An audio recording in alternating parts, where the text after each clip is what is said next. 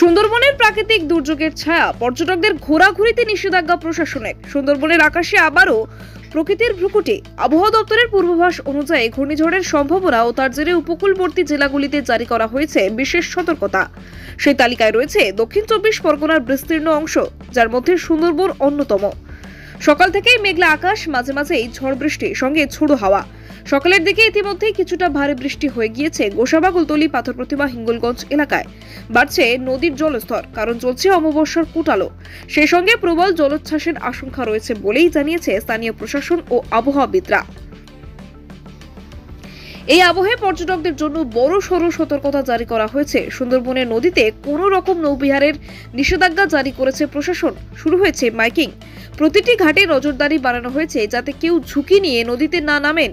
প্রশাসনের পক্ষ থেকে প্রতিটি হোটেল, লজ ও পর্যটন সংস্থাকে নির্দেশ দেওয়া হয়েছে পর্যটকদের নিরাপদ স্থানে রাখার ব্যবস্থা করতে। পর্যটন কেন্দ্র বাড়ানোর জন্য যারা এসেছিলেন তাদের মন খারাপ, কেউ কেউ হতাশ হয়ে ফিরে যাচ্ছেন, কেউ অপেক্ষায় থাকছেন পরিস্থিতি উন্নতির জন্য। স্থানীয় মানুষজনও ভয় পাচ্ছেন, কারণ কিছুদিন আগে এই ধরনের দুর্যোগে বহু ক্ষয়ক্ষতি হয়েছে, যার ফলে তার আগে থেকেই সতর্ক। দোকানপাট বন্ধ রাখার পাশাপাশি অনেক জরুরি জিনিসপত্র মজুত করতে শুরু করেছেন। সব মিলিয়ে সুন্দরবনের প্রকৃতি যেন আবারও জানিয়ে দিচ্ছে সে রূপবতী হলে রুদ্র রূপ নিতে তার সময় লাগে না। এখন দেখার পরিস্থিতি কোন দিকে মোড় নেয়। তবে প্রশাসনের তরফে নজরদারি ও প্রস্তুতি জোর কদমে চলছে। সুন্দরবন থেকে জে হাসানের রিপোর্ট, ডিএন নিউজ বাংলা।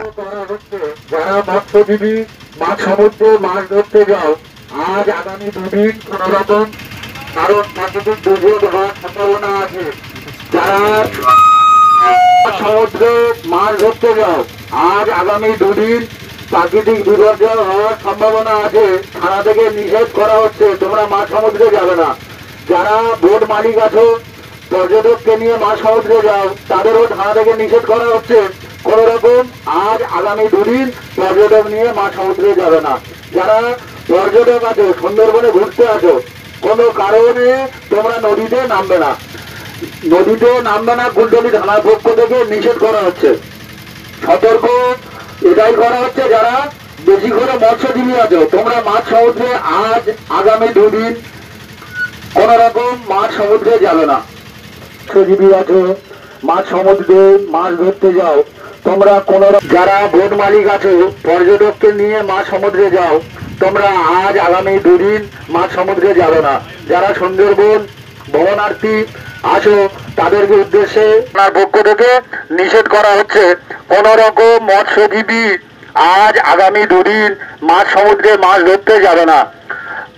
যারা বোট মালিক আছো, তাদের উদ্দেশ্যে বলবো, তারা কোন রকম পর্যটক নিয়ে মাঝ নদীতে যাবে না। আজ আগামী দুদিন কুলতলি থানা থেকে নিষেধ করা হচ্ছে, তোমরা কোন রকম মাঝ নদীতে যাবে না। যারা ভ্রমণার্থী তাদের উদ্দেশ্যে একটা কথা বলবো, কোন রকম নদীতে নামবে না, এটা থানা থেকে নিষেধ করা হচ্ছে।